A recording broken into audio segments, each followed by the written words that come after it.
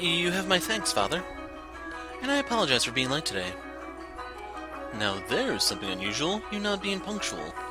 Maybe next we'll go a whole month without rain. Do have mercy on next year's crops, Mell. You hyperbolize, Father. So, did something nice happen? Huh? You look like you're in good spirits. Do I? No, nothing. Something did happen, didn't it? It's all over my face, isn't it? People prefer an open book to a face of stone. So it is. People may prefer it, but it's not a good trait to have for social engagements. What? Not the kind of engagements you'll be having anyway. I'm sorry, don't look so dejected. For now, at least, there's nothing wrong with that. So tell me, what has you in such a joyous mood, Mell? You torment me so, Father. We've taken on another maid. You know how that goes, right? Someone new comes and things get lively for a while. All the excitement has gotten to me. That's all. Oh. Why are you looking at me like that? No reason, no reason. So, what family does the little lady come from? Oh, I don't actually know. You don't know. I was going to ask her, but I missed my chance. Father has returned home, and I can't speak to Mother. I see. She's caught your eye, has she? Yeah, she has. But the truth is, you're more than just interested in her, are you not? Well, no, You truly do enjoy tormenting me. Well, I should be getting home now. Mell. Yes? Make certain you find out where she's from. If you're genuinely interested in her, it's your responsibility to determine if she's actually suitable for you. Thank you, and excuse me.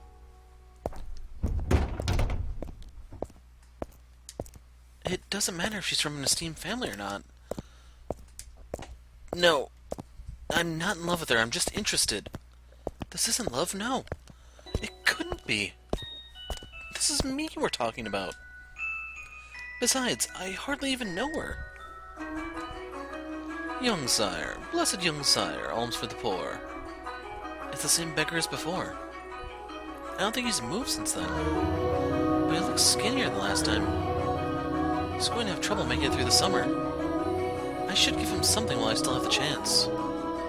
Alms for the poor, have mercy. Sorry, but this is all I have to give you. Thank you very much. Blessings upon you. May the Lord bless your soul, young sire. Thanks. I feel bad for him, but that's just the way of the world. Farewell. The skies are really clear. The sun shone fiercely down on the town that day. As was characteristic of the area, cloudy days and rain were frequent during the season, but the sun almost always took the stage the day after a storm. The cathedral sitting tall in the corner of town, the stone-paved streets clacking with the pleasant sound of footsteps, the people peering out from beneath awnings to look up at the sky. In Mell's eyes, it was as if they were all blessed by a divine light. However, not everyone living in the same land was equally blessed. In fact, the blessed were far outnumbered by the forsaken, even if their time would later come to be referred to as the Golden Age. Elsewhere, back at the mansion, Nellie was causing trouble for the Abigails. On a whim, she decided to redecorate her bedchamber, so she gathered the maids and put them to work, shouting orders and demands and complaints. And she had not summoned only her personal servants, but others as well, including the white-haired girl. No, not like that. How many times must I tell you? The tapestry goes by the door. And I don't like the carpet's pattern. Is there anything else we can change it with? Hey, who put this ugly vase here? Nellie appeared to be rather irritated, and it was the servants who bore the brunt of her frustration. Though if they found this similarly vexing, none of them showed it. She was a girl who spoke her mind, a trait particular to that time in history. Women of the Golden Age were so vivacious, in fact, that it inspired parody and satire in foreign countries. But no matter how hands-off her parents were, had Nellie been born a generation earlier or a generation later, she likely would not have been able to act so free-spirited. That day, however, Nellie did not seem to be her usual self. Though she always spoke her mind, it rarely went beyond being childishly adorable. It was unusual to see her in such a foul mood, not even a smile on her face. Get rid of all of it! The carpet, that chair, the desk, it's all so ugly. Don't we have anything better? If we don't, then order it, have it made. You can do that much, can't you? Hurry up and replace them. Having only arrived that morning, the white-haired girl wasn't sure what she was supposed to be doing, caught in the middle of a flurry of maids and furniture and fabric. She chased frantically, scrambling Abigail's with her eyes, and made attempts to help, but not being familiar with the work, she only ended up getting in their way. She probably felt that everyone would be better off with her not in the room. So when the maids ordered to get new furniture made their way out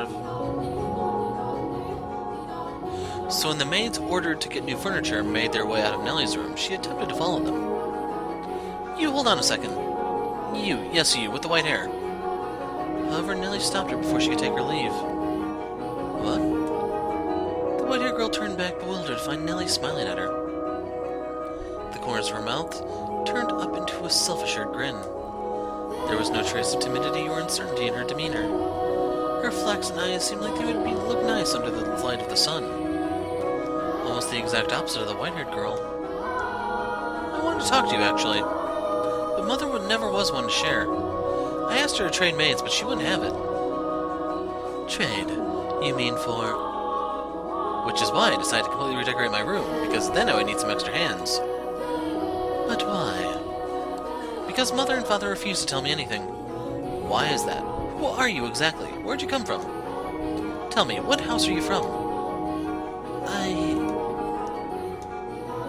Why can't you tell me? If we took you in, you must be from a fairly decent family. As a member of the Rhodes family, I have a right to know. Do I not? You can't expect me to welcome a girl into my home who won't even tell me where she came from. I don't know anything about you. I haven't seen you at any parties. I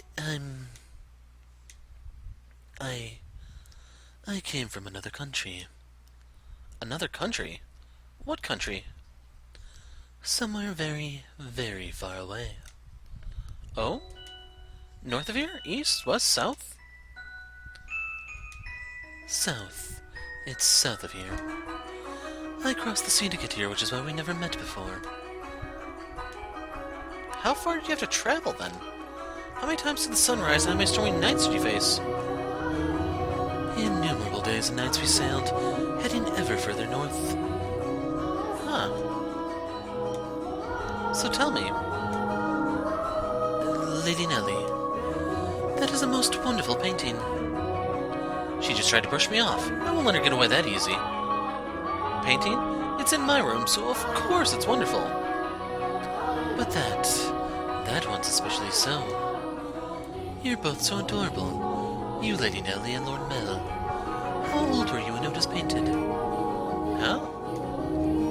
That painting? Goodness, yes, you have a good eye for art. It is magnificent, isn't it? That was done when I was 4 and Mell was 7.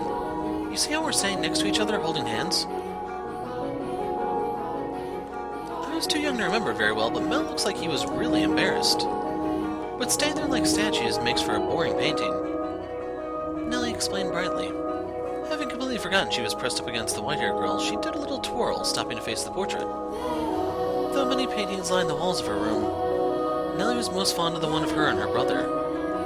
Two darling siblings staying side by side, the older brother smiling kindly and the younger sister sweetly tilting her head, her cheeks the color of fresh-picked apples. It was like the very embodiment of their happiness. A painting lays its subjects bare, you know. Fortune and misfortune, happiness and sorrow, enshrined on canvas for all to see.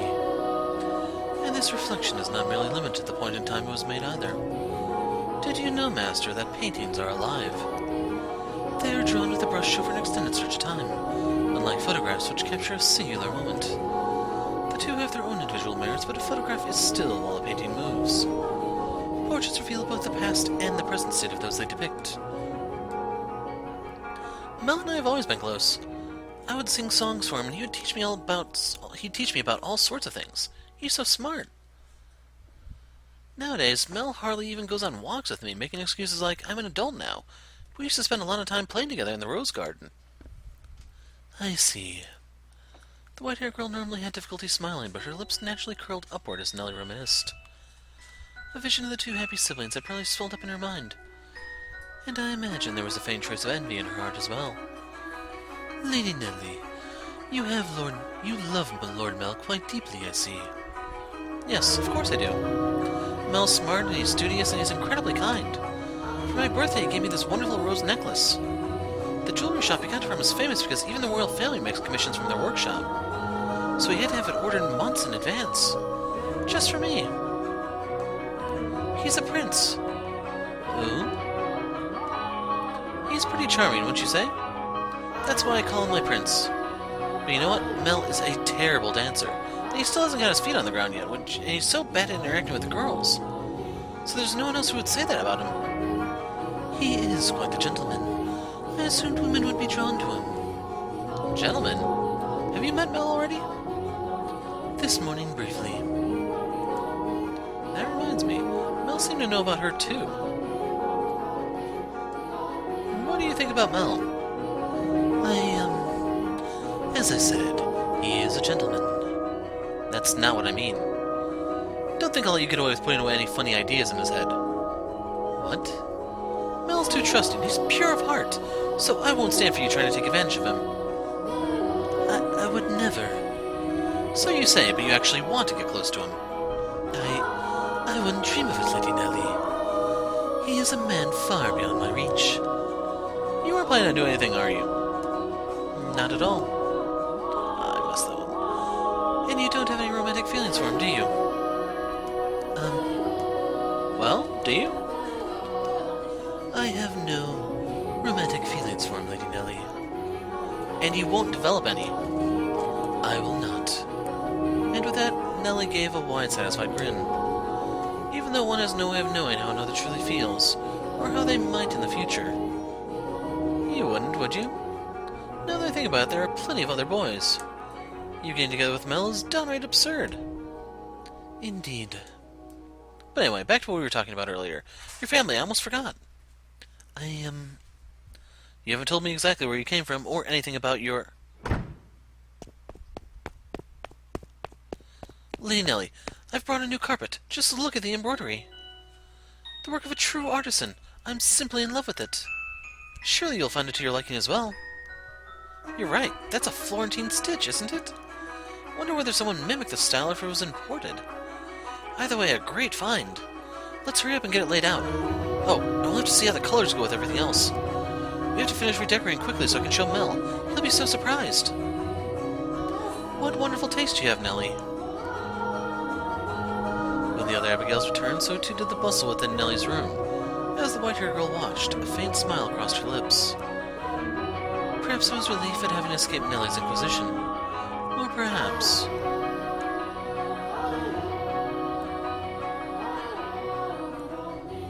Nellie, I'm back.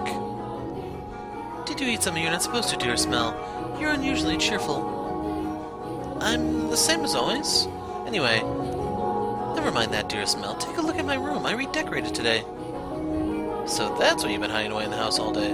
That's... yeah. Shouldn't that be that's why you've been hiding away in the house all day, Nellie? How is that any different than what you were doing? You were in the church all day. I guess. I will look at your room, I promise, but first, do you know where the new maid is? No, don't get any strange ideas. I just haven't had the chance to introduce myself, and I thought I should as a member of the family. Except you have, and I know it.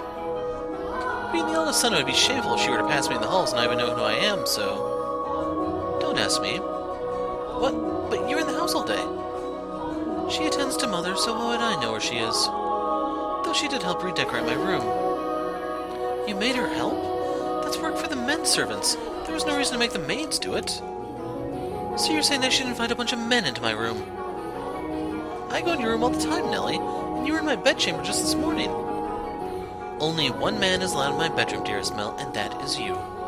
So unless you become a servant, which I will not stand for, I will not ask any of them for help. Oh, Nellie, you ought to be a little more... A little more what? If you're going to lecture me, I won't hear it. What am I gonna do with you, my little lady? What? What? Why are you looking at me like that? We talked about you, dearest Mell, and I'm not going to tell you what she said. About me? What'd she say? Please, Nelly. She said she has no romantic interest in you. Why did that even come up? Because we're both girls. We talk about things like what kind of boys we like and who's the most handsome. Why do you look so downtrodden, dearest Mell? You look like a sad little boy who can't get his crush to notice him. That face is unbecoming of a prince, Mell. Are you interested in her? That's strange, you haven't even met. I am not. It's just depressing to find out that somebody you've never even met doesn't like you. That's all.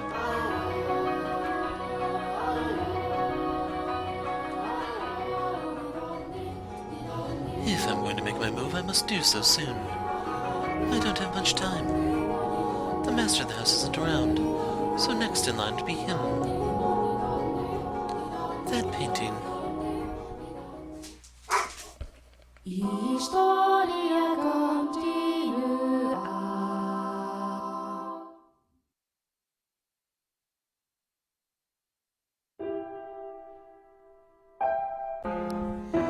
Despite his near devastation by Nellie's news, Mell's flaxen eyes continue to wander in hopes of catching sight of the girl.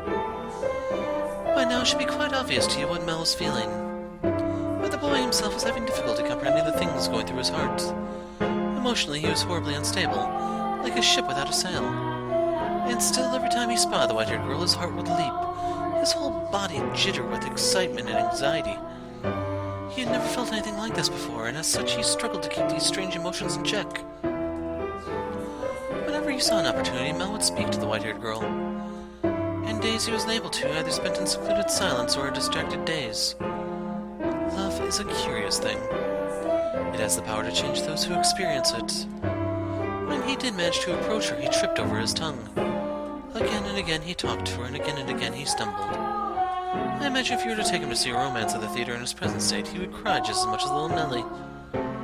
We cry at tragedies because we draw parallels with our own lives.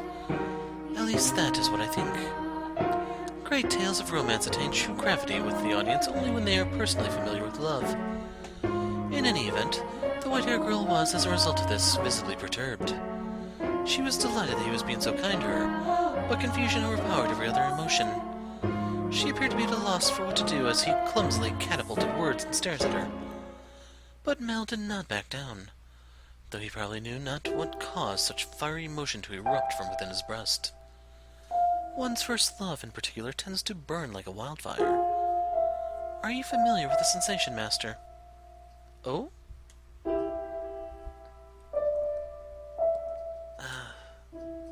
There she is. Is she cleaning? No, looks like she's reading. It's now or never.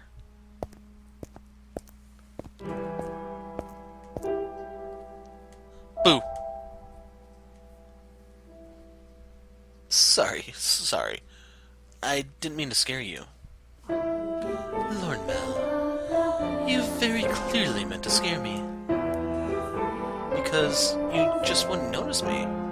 What are you reading? You look pretty engrossed. Oh, I'm sorry. I should have asked for permission. It's fine, no need to apologize. Feel free to read whatever you want, and you're welcome to bring books back to your room if you'd like to spend more time with them. But I was just amazed that the mansion had a library. It must have been a lot of work to collect all these books. There are some pretty old books in here, too. Your grandfather's. Some that he collected and some even older than that. Take a look at this. I think it's a diary, but it's not from this country. Or this century, for that matter. Maybe a feudal lord? Here he's complaining about the quality of the harvest. Can this forsaken land only produce over-sour grapes? If only the largest of the, Barney, or maybe Barnier? If only the largest of the Barnier estates were mine instead. The land there is much more suitable to cultivation. There you have it. You can read this, Lord Mell. More or less. I've looked over it several times already, so that wasn't too difficult. Why would such an old book be here? I'm not sure. It and all of this was already here when I moved into the mansion. Have you not lived here your whole life?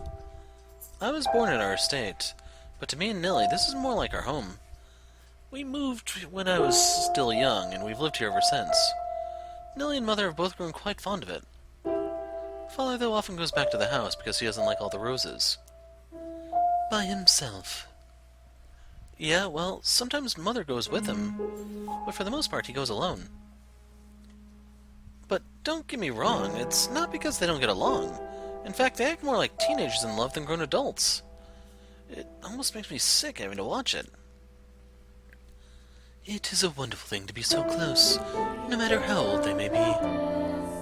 True, but still. There are those in the world who cannot be with the ones they care for, as much as they may wish.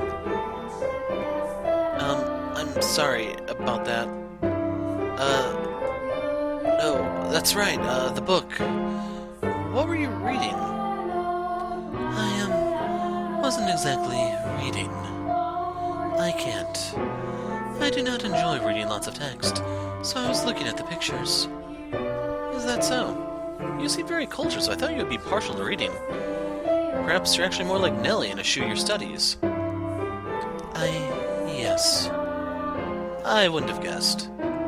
But you like looking at pictures. I do. What else do you like? What? What do you enjoy doing?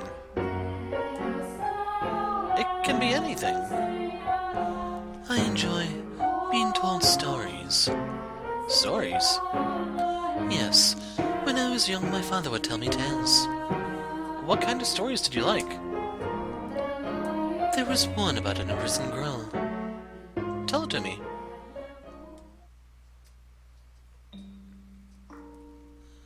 Once there was a girl, and she was locked away in a mansion deep in the forest. A mansion with only one window. But the window sat high upon the wall, far beyond her reach.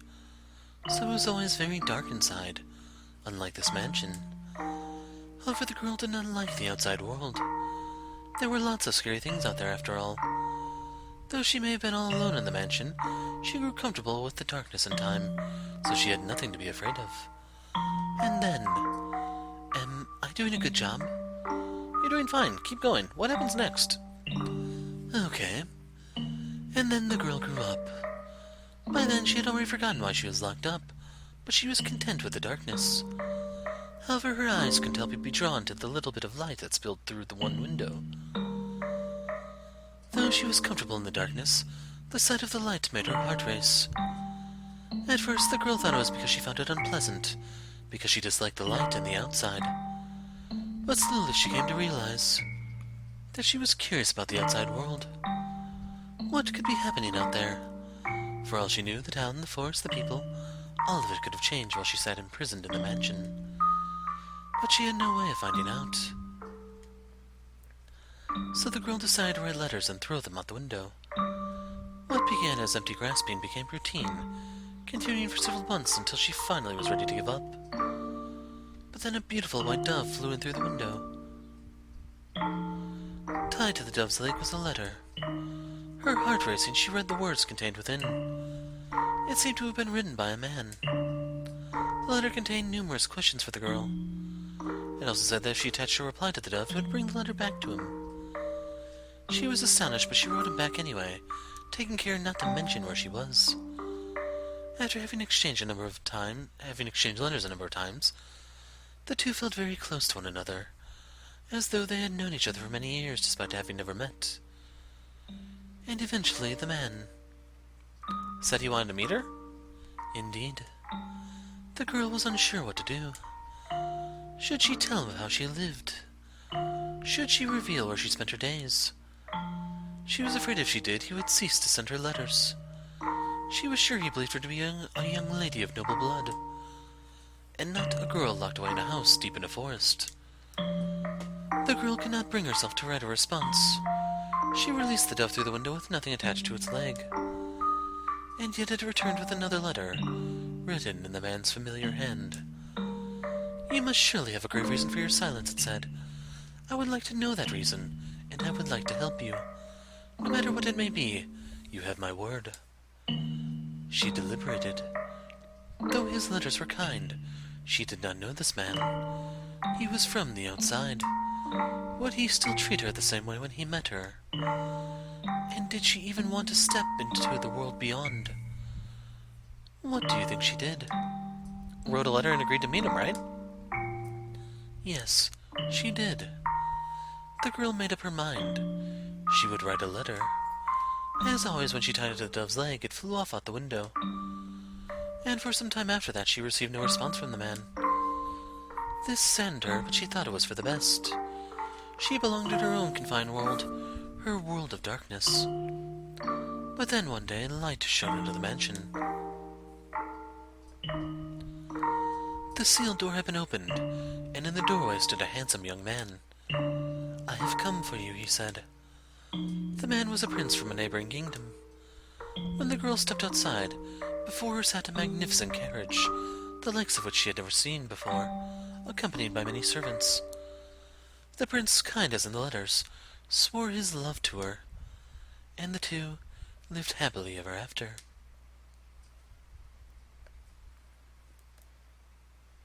What a nice story. I'm glad it had a happy ending. A prince. Was there something funny about the story? No, that's not why I was laughing. Do you ever imagine what it'd be like if a prince showed up for you? It doesn't have to be a real prince, even just someone like one. Is that something you dream about? Oh no, I think I'm perhaps a little too old for that. You think so? Nellie still fantasizes about her prince and she's 14. I just assumed all girls were the same. Lady Nellie's prince. That's you, Lord Mell, no? Is it not? I mean, we used to play make-believe a lot when we were kids, but I very much doubt she still thinks of me that way in earnest. When she calls me her prince now, it's mostly in jest. If it weren't, that would be concerning. Oh? That story, do you know if it's a regional tale? One that's been passed down through the ages? I am not sure. It could very well be one of my father's creations. You might think me conceited, but I think the story might be about me. The girl trapped in the mansion is you? You haven't been locked up anywhere before, have you? No, thankfully. I have never been locked up before. Thank goodness. But with an appearance like mine, I can sympathize with her being afraid of the outside world. I have at times imagined how wonderful life would be if it were only me and my father. But the girl left the house in the end. If your father really wrote that story, then I believe it contains his hope for you to end up the same way. Oh? I don't have what it takes to be a real prince and whisk you away, but I can at least pretend. So if it was your father's wish for you to see the outside world, then surely there's nothing wrong with you getting out and experiencing all the scenery that the world has to offer. I want to see the outside too. Or to be more specific, other countries. So, if you'd like, we could maybe go see distant lands together?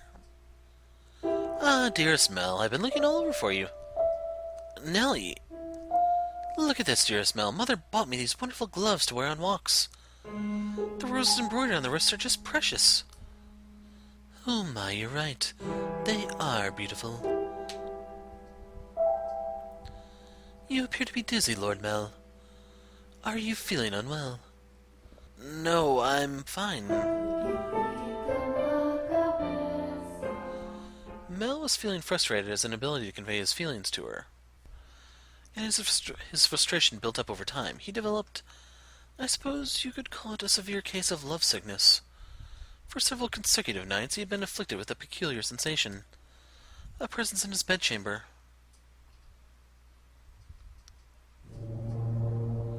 Death. Death to the unholy one.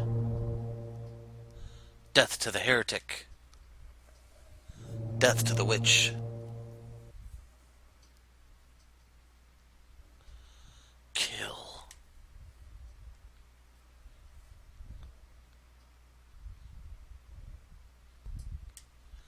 She's... Why, I never wanted her to die. Was she not eating? Seal off the tower. Understood? No one finds out about this. How can you be so calm? Don't you understand what you've done? Pinning the blame on me? How nice it must be to be able to distort reality with panic. You're just as guilty as any of us. I never wanted her to die.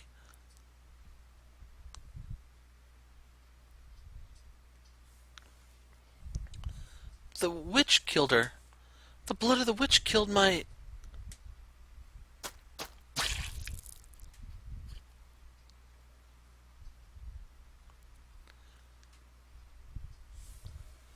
So I have to chime in here real quick, and sorry for ruining the experience. Do you guys actually want me to read what's in those X's? Because I know what it is there. Leave a comment, and that will decide the future of the playthrough, whether or not I mention those X's.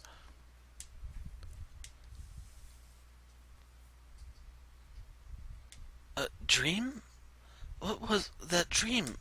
It was horribly unsettling. I was holding someone, a girl I cared for dearly, in my arms, and she was limp. It was almost as if she were dead. I've been having a lot of really unpleasant dreams lately. I can't stop shaking. Why would I have such a dream? I feel sick. Back to sleep. But I wonder, who was that girl? I can sense someone standing beyond my door. Is someone there? It's like they're watching me. Is it just my imagination? I can't move. What do you want? Go away! The sound is growing fainter.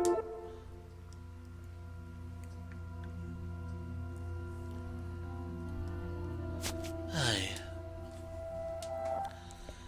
Is that truly what your story meant, Father? But such a magnificent garden. Something we could never have had. Are my intentions misguided? What a beautiful white rose.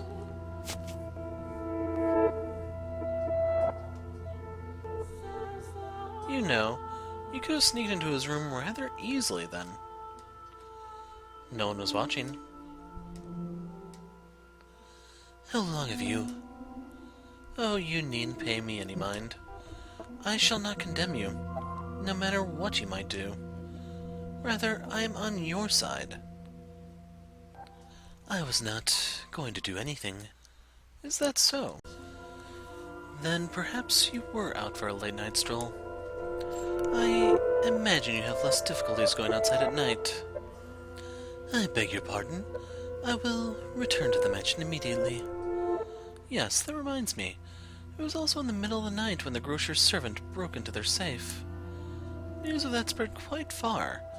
I am sure you would have heard about it. Oh? Although, was Gamache imprisoned? Dear me, I'm having trouble remembering. But worry not. If you wish for it, the mansion shall provide. You are in no danger whatsoever of getting caught. You said that a witch lives in the mansion, did you not? I did. Does it sound perhaps a bit archaic to you? No. I believe those rumors mockingly refer to me. Oh my. I have been accused of being a witch before. Which is amusing. I don't have any magical powers. I simply have an unusual appearance. My, what a lovely shade of red. The rose. Is something the matter? This rose. This rose was white. Until I took it in my hand. Is that so? I apologize, I must sound mad. I'm sure I was just mistaken. It couldn't possibly have changed. I wonder. Yes? Did the girl locked in the mansion become a princess? We should lock up and head to bed. Make sure all of the shutters are closed nice and tight, and then draw the bar on the front door.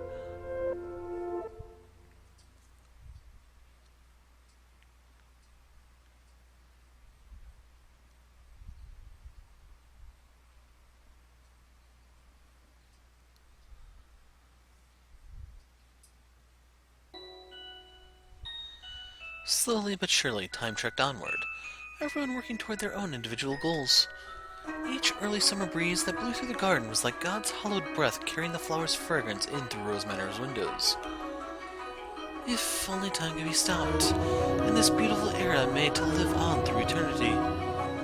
As usual, Mell's eyes chased after the white-haired girl, and Nellie pursed her lips in frustration at him. But she was still rather docile. Even taking into account how self-centered she behaved, how fickle her temper, Nellie's fits were still no worse than a playful kitten.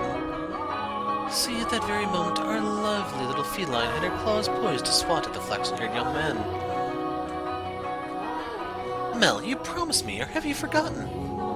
I haven't forgotten, I'm just asking if we can go another day. Another day? This isn't something that happens every day. I've been looking forward to tonight's performance for so long. There's nothing I can do about that. We're having a gathering at the priest's home tonight. Several high-ranking officials have come up from the mainland just for this. Who cares? I care? You know, Nellie, it doesn't have to be me who goes with you. No, I want to go with you, Mell. You've been so distant lately, dearest Mell. You refuse to do anything with me. That's not true. Tell me, if you can't go today, when can you? When will you be willing to go out with me? When will you be willing to play cards with me, to have tea together? I can't make any promises. I have things to do, obligations. And Nellie, you're almost an adult yourself. Stop acting like such a child. I'm not an adult yet, I'm still a kid. If it means I don't get to play with you anymore, dearest Mell, then I don't want to be an adult. Nellie, you can't. Lady Nellie, the master wishes to speak with you. Father does. What could he want? Go on, Nellie. You can't make Father wait. He's very particular about people keeping their appointments. Yes, he is. Unlike you, dearest Mell. What's got her in such a foul mood? Thank goodness for small miracles. Nellie just won't seem to take me at my word lately. You mustn't be so harsh on her. She is your one and only darling little sister. You're right, but still, she's taken it a bit too far of late. I am not so sure. She does not seem to be behaving any differently to me. Am I the one acting differently, then? Enough about that. Can I ask you a favor? Me? What can I do for you? I was thinking... Physically, Mell was undeniably a young man. With a smirk that crossed his lips as he schemed gave his face the sweet look of a little boy. Or perhaps that was simply part of his charm, and it was not the age disparity but his character that made his smile so heartwarming. What did he ask of me? You shall find out soon enough.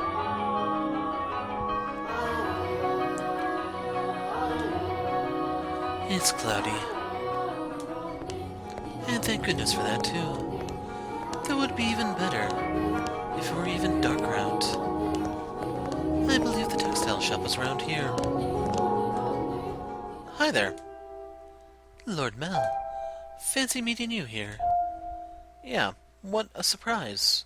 So, what do you say we take this chance and go for a little walk? Since you're sensitive to the sunlight, we can keep our eyes out for shadowy areas as we go. And if you feel unwell, just let me know. I was sent out to run an errand. Don't worry about that. Come on, follow me.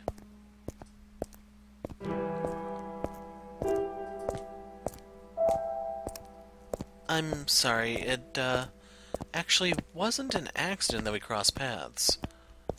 I planned this out ahead of time. Asked to have you sent out on a fake errand. Feels like I'm always on alert back at the mansion. Can't relax in my own house. It's actually kind of funny. Sorry, that was inappropriate of me. I just thought since the sun's mostly blocked out, it would be alright if... I'm feeling just fine.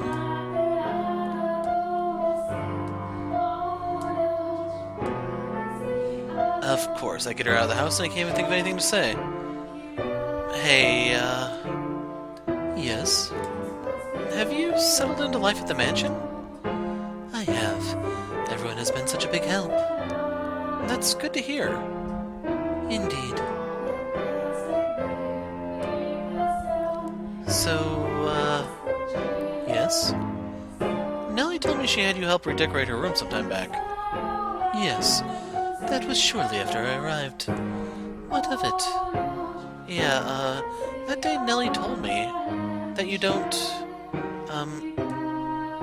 I don't... Never mind, sorry, it's not important. It is important, but I just can't ask how she feels about me. That would make it sound like I... sound like I do, don't I? Lord Mell? Sorry, had something on my mind. It looks like it might rain again today. The weather usually gets better as summer approaches, not worse like it has been. It won't be a heavy storm, though. No? The wind is too gentle. You can tell from that? Vaguely, but yes. That's impressive.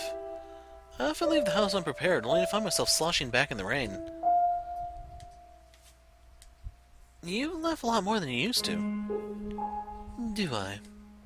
Yeah, and I like that. You look better with a smile on your face. A smile suits Lady Nelly much more than I. What? Her smile and your smile are completely different. Also, a smile suits you as well, Lord Mell. Do you really think so? What am I supposed to do in the face of a smile like that? So, yes? Knowing her, if I ask if I'm imposing, she'll say no without hesitation.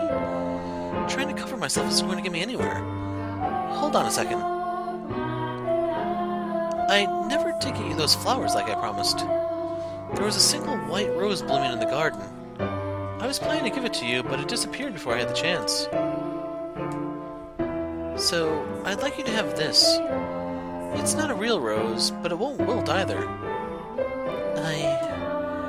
Mel was holding an ornamental white rose. It was an impressively detailed replica of the real thing, crafted by an incredibly skilled artisan's hand. It was, I imagine, made by the same craftsman from whom Mel had ordered Nellie's birthday necklace. The young man, who but a handful of days earlier had said he had no sweetheart, had come in to commission a present for a girl. The master of the shop must have been quite surprised, or perhaps had given him a good laugh instead.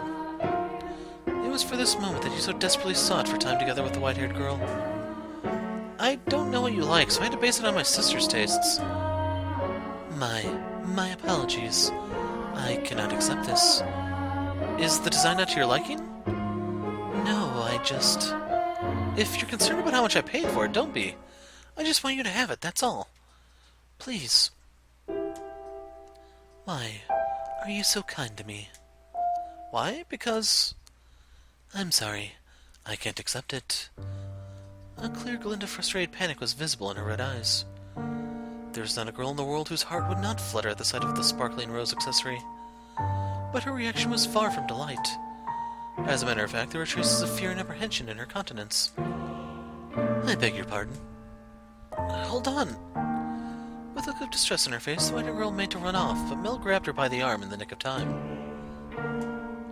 At least, tell me why. Is it because you dislike me? I never said. Something's wrong with me. From the day you arrived at the mansion, it's like I haven't been myself. I've been strangely aflutter ever since then. Whether I try to study or whether I try to read, none of it sticks. I'm just looking at pages of text, tracing rows of letter, only for them to disappear as soon as I look away. It's all because of you. I truly am sorry. Please, don't be any more generous than you already have. When I'm with you, my willpower wavers. What do you mean by that? I'm so sorry.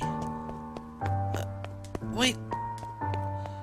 Mel's grip loosened for a moment, allowing her to slip free and dart off like a gust of wind, not giving him a chance to stop her a second time. The dumbfounded flaxen-haired boy stood frozen in place, left all by himself.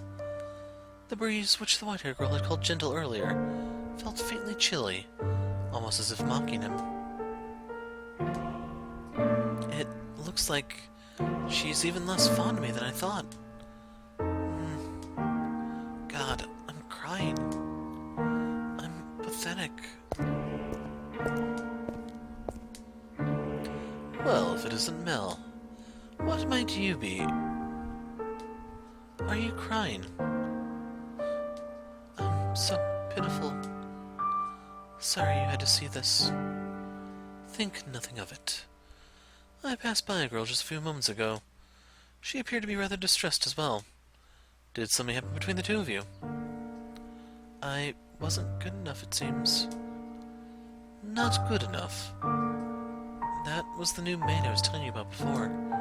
I was, like you said, Father, I was keen on her. Quite. Enough to bring me to tears like a miserable child. But she rejected me. I don't even have what it takes to be a stand-in prince. Mell. I apologize for complaining to you about this. I'm completely hopeless. Mell. Please, don't try to cheer me up. I don't need any sympathy. I just... No, Mell, listen to me. What? I've seen that girl before. What do you mean? You said she was a servant at your house, right? In which case... Yes, she is. Please, tell me, Father, where did you see her? Why must she be so evasive? It was... probably someone else. Someone else? You're saying you mistook someone who stands out as much as her? Father? She, and a man whom I assume is her father, paid a visit to the church once. They came asking for food, their clothes in tatters. The two were emaciated. I don't think they were eating daily. What? Wait a minute, are you saying... She's a beggar. But Father said she came from an esteemed house. Which is why I said I might be mistaken, Mell. She has a singular aspect, but it might be possible there is another girl who looks similar. Deep down, though, the priest surely believed the opposite, and so he said sternly, like a teacher to a pupil, "But you must be absolutely certain, Mell. Understood? You cannot proceed any further without knowing her ancestry." "May I visit the church, Father?" "By all means." In the back of Mell's mind, a vision of the night of the storm, the night the white-haired girl arrived at the mansion, was surely replaying. She had been wearing little more than rags and covered in grime, hardly the appearance of a respectable young lady of class.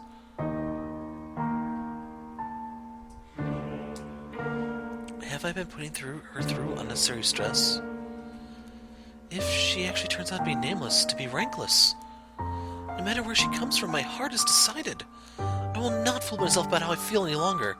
No, I cannot fool myself. But how does she feel? What will everyone else think? I have to find out why she was welcomed into our house. I'll ask Mother or Father. No. If, for some reason, they don't know she isn't aristocratic, I'm better off not saying anything. But if they don't, then does that mean she's been lying to us? And to them? I have to find out.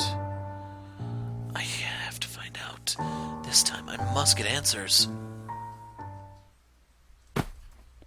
No, absolutely not. You come back here and the first thing you say is that? I hate you, Father. I will not stand for this. Why? Why would he just suddenly throw that on me? He didn't even ask for my opinion. No, I won't do it. I'm fine the way things are. I'm just fine. Dearest Mell, I need your help. I don't want to get married.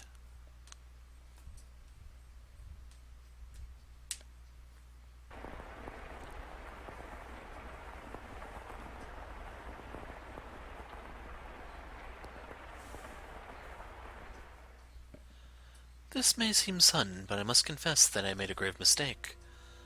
My transgression is that I was unable to completely predict where this path we were traveling led. My hands were full dealing with my immediate day-to-day tasks.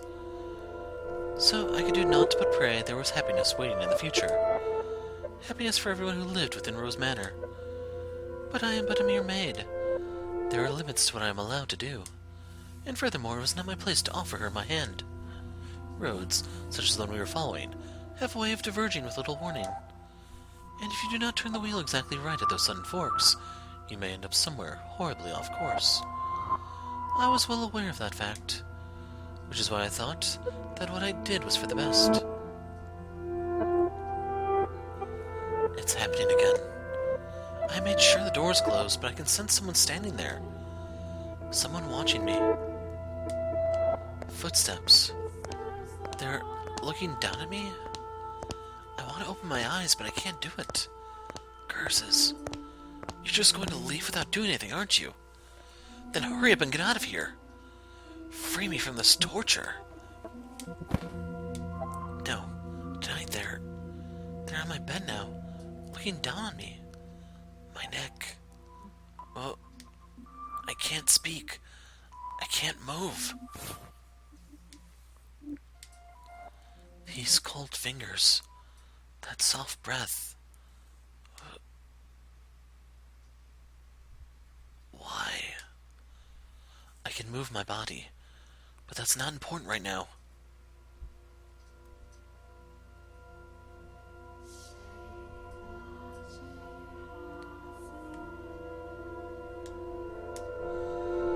You smell of roses, the scent of a world far removed from ours. He made to gasp at the sight before him, only to realize he could not. The pressure of her cold fingertips wrapped around his throat robbed him almost entirely of the ability to breathe. Why? He silently mouthed the word. For that moment at least, her melancholic ruby eyes were focused wholly on the flaxen-haired young man. In them glowed a faint flicker of willpower, and a continuously burning agitation that roused her to action. I told you to stop being so kind to me. Why? It will all be over soon. Please don't make any noise. Why? To put an end to this family, you are my only. Why are you shaking? Upon hearing Mell's words, the strength drained from her slender fingers. He had not been questioning why she would do such a thing. There was, of course, a trace of bewilderment visible in his eyes. But he did not shout, nor did he tremble in fear. He instead expressed concern for the young woman who looked like a cornered rabbit. I am not shaking. You are. I can see it. As he slowly regained his breath, Mell's voice too grew clearer. Conversely, the red-eyed girl's grew progressively more faint and raspy. You are not doing this because you genuinely want to. There's some other reason. This is what I desire. Have you been to my room before? You have. I'm sorry. Well, I'll be damned. Tell me, why are you shaking? You're not putting any pressure on my neck. Why haven't you run? Because I cannot fathom why you would do this, so I'm not afraid. Do you hate me so deeply you want me dead? Do you despise me to the point you would be willing to take my life with your own hands? No. No, I don't. See, like I said, there's another reason. If it isn't because you detest me, then tell me, why is it? I am sorry. I will leave your room now. I will do my best not to bother you any further, so please forget anything ever happened. Do you think I'm just going to say okay and let you go? Why can't you tell me the reason? I'm sorry. Alright then, I'll try and guess. What? It has something to do with your lineage. You're troubled by it somehow, am I right? I thought so. How? Do you know about that? The priest of the church told me he had seen you before. He also told me, a little about your origin. But that's all I know. The only difference between us is social rank. I don't know what would cause you to do this. Please, tell me who you really are. Tell me why you came to this mansion, and why Father allowed you to be a maid. I haven't said anything to Mother or Father. If you're hiding the truth from them, they still don't know. But I want to. I won't get mad at you or have you punished. I'll even swear to God if you'd like. I want to be the prince who whisks you away. I want to be like the prince who rescued the girl from the dark mansion and showed her the world. I know I'm not that dependable, but I want to help you. Why do you show me such compassion? Why do you treat me like this? I have my hand around your neck. Why? I thought it'd be obvious. Or have I not expressed myself well enough? I love you. Every time you push away, it crushes me. I didn't even know my heart could feel such distress. If you dislike me and don't want to be with me, then, well, I'll just have to live with that. As much as it may hurt. But if you have some other reason, some weight on your shoulders that you can't share with anyone else, tell me. I want to help you. There are other options. Things we can do about your... No, that's not it. Huh? I've tried to hate you so many times. So yes, there's more to it than just social status. But I can't do it. I couldn't make myself do it. What do you mean? I had so many chances, but I couldn't do anything. She spoke in a stifled voice, as if every word had to fight to escape her lips. She appeared so fragile, so precarious looking down on him that it seemed as though, if a gust of wind were to whisk through the room, it would blow her away completely. Her pale fingers were trembling, like she had tried to squeeze them again and failed. However, her hand did not pull away from his still slender neck. Her hand is so cold. He did not challenge her, but simply kept his eyes affixed on hers, as if carefully watching to see what she would do next. I'll say it as many times as I must. I love you. And I wouldn't be able to accept losing you without knowing anything. So please, tell me the reason. I'll see to it that you're taken care of. Those are the words of a man of means, Lord Mell. Of someone blessed enough to have pity for others.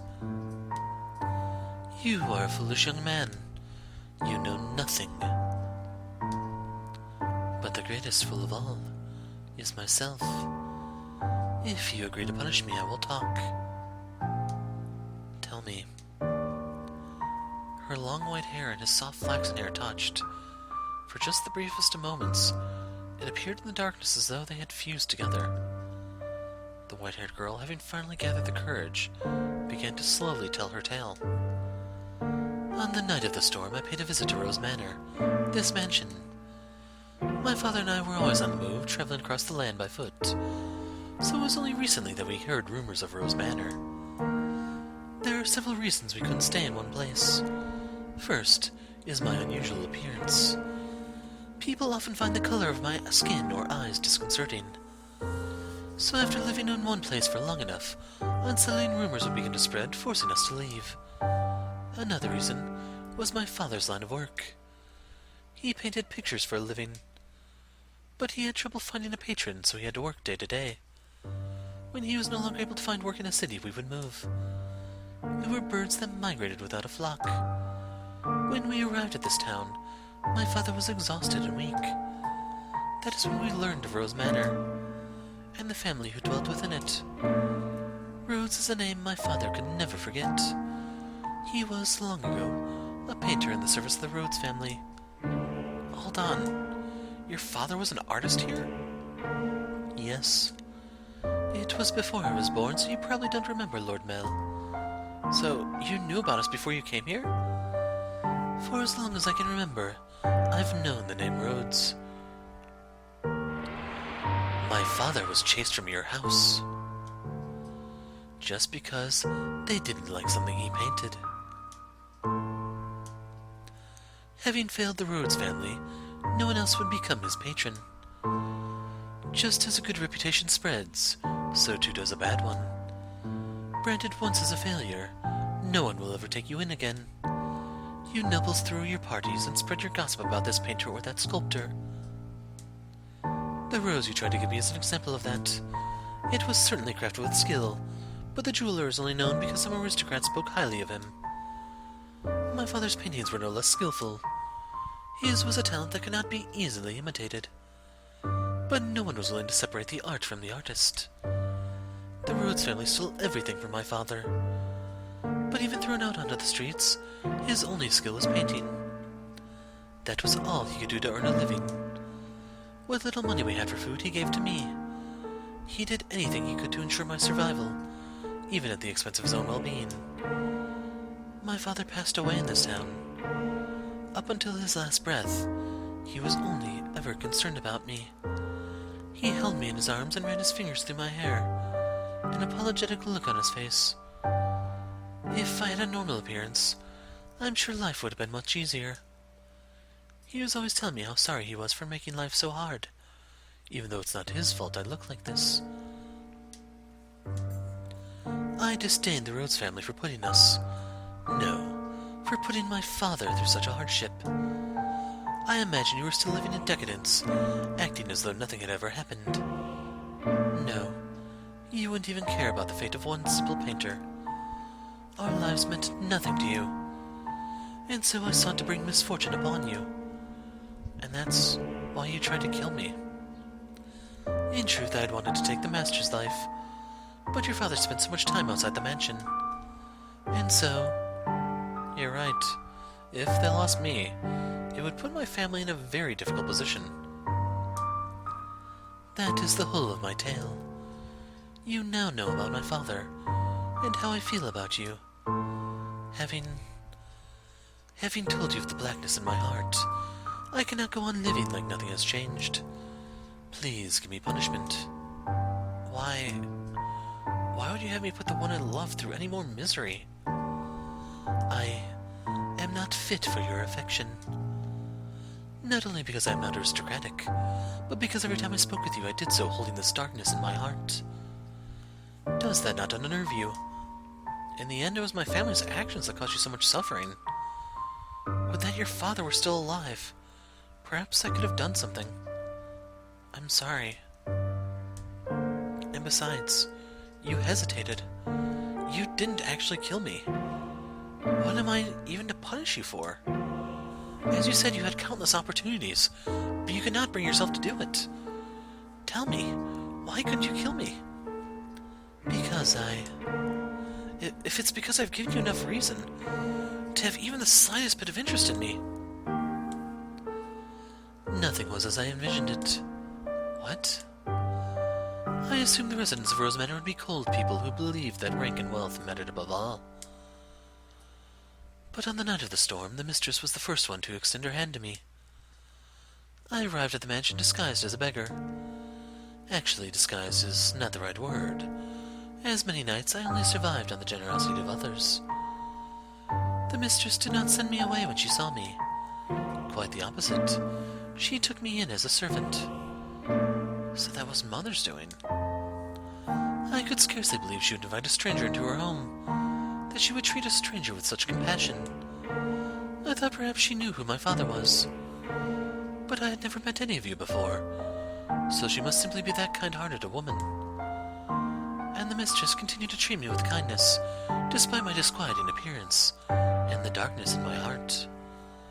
In time I began to grow less and less sure of myself. Was what I meant to do truly right? Were the things I felt truly justified? But it was a certain fact that my father was here, and that he had been chased out. So I decided I should take your life, to put an end to everything before I wavered any further. And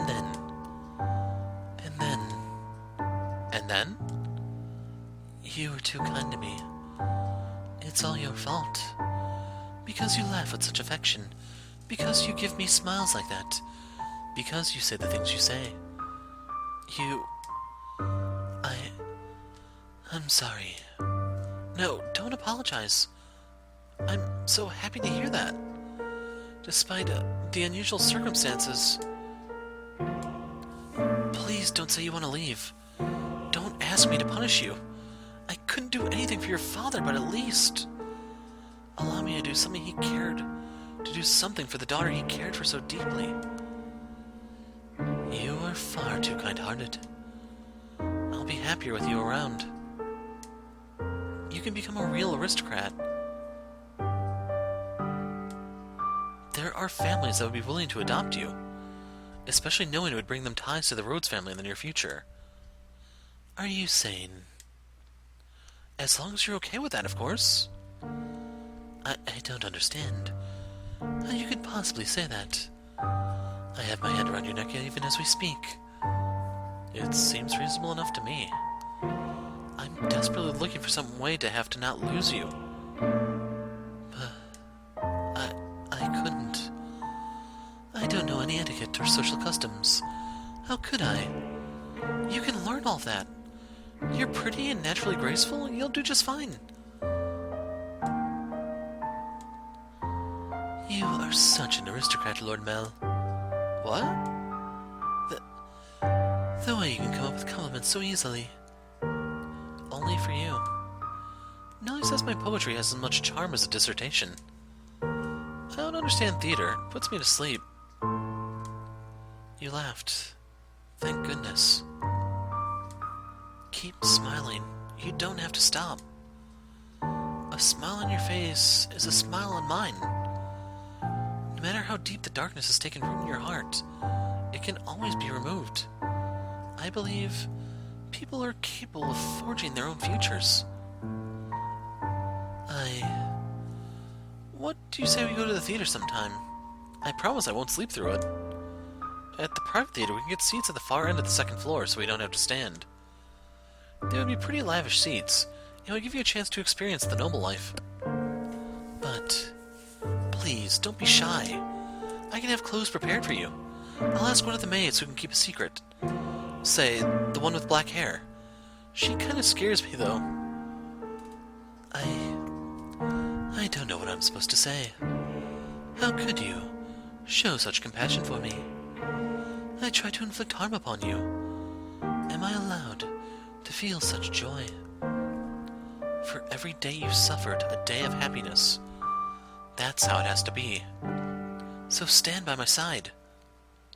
He softly whispered the girl's name. For several long moments, her lips trembled in trepidation, but in time she squeezed them together and made a smile. He wrapped his arms around her unbelievably slender, frail frame, holding her tight in an affectionate embrace. Mell approached me the next day. He explained to me the course of events and then asked me to dress her up even more beautifully than any other noble girl had been. She was already a very pretty girl, so even without much effort on my part, simply putting her in a dress, she radiated beauty. I was quite partial to her smile, so I agreed to help, thinking that it would lead to their happiness. I could not ask for anything more. I never anticipated what would happen next, though. Perhaps my hopes were unreasonable after all.